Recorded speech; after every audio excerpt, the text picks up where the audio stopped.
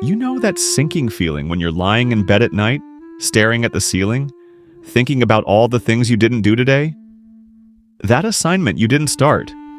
That business idea still sitting in your notes app. That workout you promised yourself you'd finally do. And here's the worst part. You knew exactly what you needed to do. You had the time. You had the opportunity. But somehow you just didn't do it. And now you're lying there, drowning in guilt, making promises to yourself that tomorrow will be different. But deep down, you already know the truth. Tomorrow probably won't be any different. Unless you understand what I'm about to share with you right now. Welcome to Depth of Psyche, where we dive deep into the hidden patterns of human behavior that control your life. And if you're tired of knowing what to do but never actually doing it, if you're exhausted from battling yourself every single day, then smash that like button right now, because what you're about to discover will fundamentally change how you approach every difficult task for the rest of your life. And make sure you subscribe and turn on notifications, because we're building a community of people who are done making excuses and ready to actually transform their lives. Let me tell you something that might shock you. You're not lazy. You're not weak. You don't lack discipline. And that voice in your head telling you that you're just not good enough, it's lying to you. The real problem is something completely different, something that nobody talks about because most people don't even realize it's happening. Your brain has been hijacked, and the hijacker isn't some external force. It's your own biology, working exactly as it was designed to work, but in a world it was never designed for. Let me explain what I mean. Your brain is an ancient piece of hardware running in a modern world. It evolved over millions of years with one primary objective: keep you alive. Not happy, not successful, not fulfilled, just alive. And for most of human history, staying alive meant conserving energy. Because energy was scarce. Food wasn't guaranteed. Every calorie mattered, so your brain developed an incredibly efficient system. It learned to avoid anything that required effort unless that effort was absolutely necessary for immediate survival. When your ancestors saw a lion, their brain said, "Do the hard thing and run." When they were starving, their brain said, "Do the hard thing and hunt." But when there was no immediate threat, the brain said, "Rest, conserve. Save your energy for when you really need it."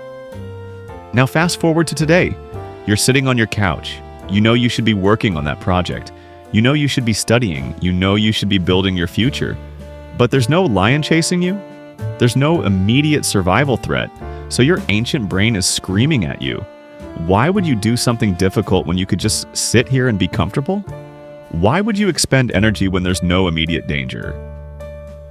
And here's where it gets really insidious. Your modern world is filled with things specifically designed to give you quick hits of comfort and pleasure without any effort. Social media, streaming services, video games, junk food, endless scrolling. These things didn't exist when your brain was evolving. Your brain thinks these modern pacifiers are helping you survive by conserving energy, but they're actually destroying your future. Let me introduce you to a concept that's going to change everything. I call them pacifiers. Just like a baby uses a pacifier to feel comfort without actually being fed, you're using digital pacifiers to feel productive and satisfied without actually doing anything meaningful. And the scary part, you probably don't even realize which pacifiers have taken control of your life. Think about your day. Really think about it. How much time did you spend scrolling through social media, telling yourself you're just taking a quick break? How much time did you spend watching videos, convincing yourself you're learning something valuable? How many hours disappeared into games or shows or news articles that you won't remember next week? Now here's the critical question. What did you not do because you were doing those things instead? Your attention is the most valuable resource you have. More valuable than money. More valuable than time. Because money and time are meaningless without attention.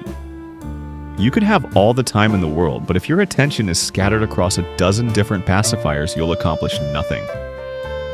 Every minute you spend feeding the pacifier is a minute stolen from your future self. And that future self, they're the one who has to live with the consequences of what you're doing right now. When you choose the pacifier over the difficult work, you're not just wasting time. You're making a deposit into the bank of regret. And that bank, it charges compound interest. But here's what really breaks my heart. Most people go through their entire lives never realizing they've been hijacked. They think they're lazy, they think they lack willpower, they beat themselves up over and over, wondering why they can't just be more disciplined. But discipline isn't your problem. Understanding your enemy is your problem, and once you understand your enemy, you can finally fight back. This is where the override method comes in. And I want you to listen carefully because this method is based on something that actually works with your biology instead of against it. The override method has 3 core principles. First, you need to identify your specific pacifiers. Second, you need to understand the pattern of when and why you reach for them. And third, you need to create what I call friction points that make the hard thing easier than the easy thing. Let's break this down step by step because this is where most people get it wrong. They try to use willpower to just stop doing the thing they're addicted to. But willpower is a finite resource. It runs out, usually by 2 p.m. on a Monday. So instead of relying on willpower, we're going to restructure your environment and your patterns so that doing the hard thing becomes the path of least resistance. Step 1 is brutal honesty. You need to identify your pacifiers, and I mean really identify them, not the ones you think you have, the ones you actually have. Pull out your phone right now and look at your screen time. Look at which apps you're spending hours on every single day. Be honest, is Instagram really helping you build your business? Is watching YouTube shorts really educating you? Is playing that game really helping you decompress? Or is it just numbing you to the discomfort of not pursuing your goals? Write down your top 3 pacifiers, the 3 things that eat up most of your attention and give you the least return on investment for your future. For most people, it's going to be social media, entertainment content, and some form of gaming or endless browsing. These are the thieves stealing your future, one dopamine hit at a time. Now here's where it gets interesting. Step 2 is understanding your pattern. Your pacifiers don't just randomly appear. They show up at specific times, triggered by specific feelings. Maybe you reach for your phone the moment you feel bored. Maybe you open YouTube the second a task feels difficult. Maybe you start scrolling the instant you feel anxious or uncertain. Your pacifiers are emotional escape routes. They're how your brain protects you from discomfort. But here's the truth that nobody wants to hear. Growth lives on the other side of discomfort. Every single thing worth achieving in your life exists beyond the wall of discomfort. And every time you reach for a pacifier to avoid that discomfort, you're choosing to stay exactly where you are. So start tracking your pattern. For the next 3 days, every time you reach for a pacifier, pause for just 5 seconds and ask yourself, what am I feeling right now? What am I trying to avoid? You'll start to notice a pattern. Maybe you scroll when you're overwhelmed. Maybe you game when you're anxious about your performance. Maybe you binge watch when you're afraid of failing at the thing you actually care about. Once you see the pattern, you see the trap. And once you see the trap, you can finally escape it. Now we get to step 3, and this is where the magic happens. Creating friction points. Here's a counterintuitive truth. Your brain will always choose the path of least resistance. Always. You can't change that. It's hardwired. But what you can change is which path has the least resistance. Right now, your pacifiers are incredibly easy to access. Your phone is always within reach. Your apps are one tap away. Your comfort is immediate. Meanwhile, the hard thing, it's difficult to start. It's uncomfortable. It requires effort. So your brain chooses the pacifier every single time. The override method flips this equation.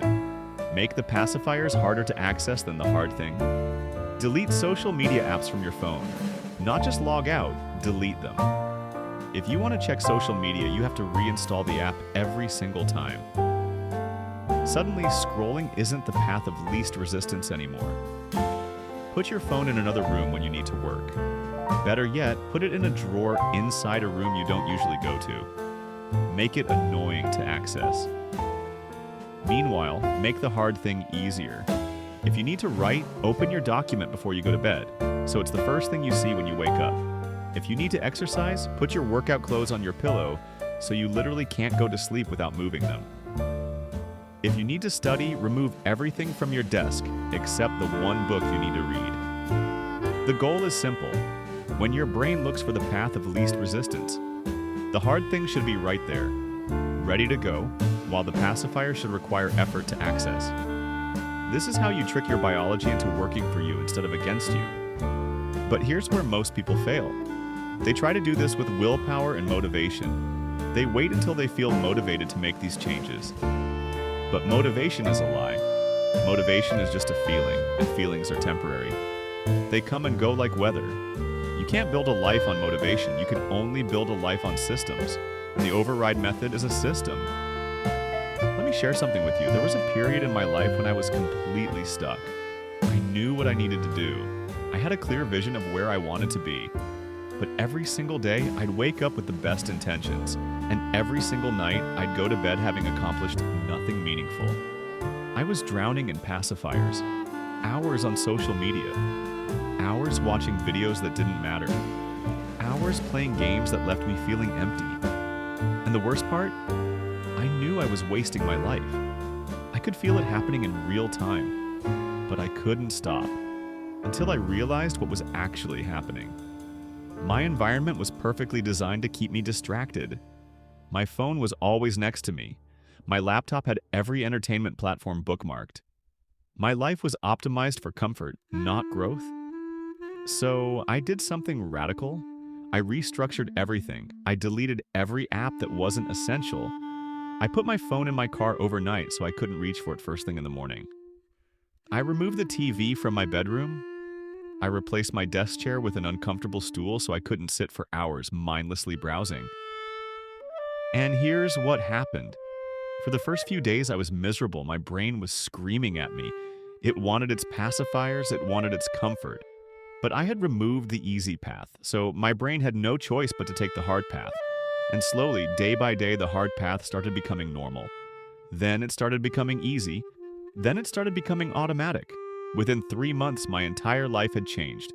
Not because I suddenly became more disciplined, but because I stopped fighting my biology and started working with it. Now let me tell you about the attention economy, because this is where things get really dark. There are thousands of companies employing the smartest psychologists and engineers in the world with one goal. Steal your attention. Every app on your phone, every website you visit, every platform you use. They're all designed with sophisticated algorithms to keep you engaged as long as possible. They're not trying to help you, they're trying to monetize you. And the currency they're trading is your attention, your future, your potential. Think about it. Facebook doesn't make money when you accomplish your goals. YouTube doesn't profit when you build your business. Instagram doesn't benefit when you create something meaningful. They make money when you stay on their platform, when you scroll, when you watch, when you consume. And they're incredibly good at it. They've figured out exactly how to trigger your dopamine system, exactly how to create endless loops that keep you coming back, exactly how to make you feel like you're doing something valuable when you're actually doing nothing at all. You're not lazy. You're being exploited. Your attention is being harvested and sold to the highest bidder.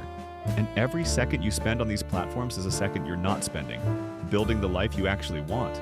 This isn't an accident, it's by design. And unless you consciously fight back, you will lose. Not because you're weak, but because you're up against billion-dollar companies whose entire existence depends on keeping you distracted. Here's a question that should terrify you. If someone offered you $10,000 right now, but in exchange you had to give them 10 hours of your focused attention every day for the next year, would you take that deal? Most people would say absolutely not. That's insane. 10 hours a day? That's my whole life. But here's the thing.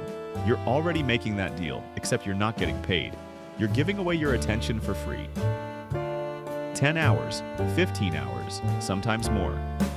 Scrolling, watching, consuming. And what do you have to show for it? A few laughs? Some memes you'll forget tomorrow? A vague sense of what's happening in the world? Meanwhile, your dreams are sitting in the corner collecting dust, wondering when you're going to finally pay attention to them. And here's the part that really hurts. Every successful person you admire, every entrepreneur who built something incredible, every artist who created something beautiful, every athlete who achieved something extraordinary, they all had the same 24 hours you had, the same distractions available to them, the same pacifiers calling their name. But they made a different choice. They protected their attention like their life depended on it, because it did. Your attention is your life. Where your attention goes, your life follows. If your attention is on Instagram, your life becomes about Instagram. If your attention is on Netflix, your life becomes about Netflix. But if your attention is on building something meaningful, on learning something valuable, on creating something that matters, then your life becomes about that. Let me give you a framework that will change how you see everything. I call it the future self-test. Before you do anything, before you pick up your phone, before you turn on that show, before you start scrolling, ask yourself this question. Will my future self thank me for this or resent me for this? That's it. That's the test. Will the version of you that exists 6 months from now look back at this moment and feel grateful that you made this choice? Or will they feel frustrated that you wasted this time? Because here's the truth. Every action you take right now is either building your future or destroying it. There's no neutral. There's no pause button. Every single moment is a vote for the person you're becoming. When you choose the pacifier, you're voting for a future where you're still stuck, still frustrated, still wondering why your life isn't changing. When you choose the hard thing, you're voting for a future where you're proud, accomplished, and living the life you actually want. And the beautiful thing? You don't need to be perfect. You don't need to choose the hard thing every single time. You just need to choose it more often than you choose the pacifier. 51% is enough. If you can make the right choice just slightly more often than the wrong choice, your life will transform. Because those choices compound. Just like compound interest in a bank account, every good choice makes the next good choice a little bit easier, and every good choice builds momentum toward the future you want. But you have to start. And starting is the hardest part, because starting means acknowledging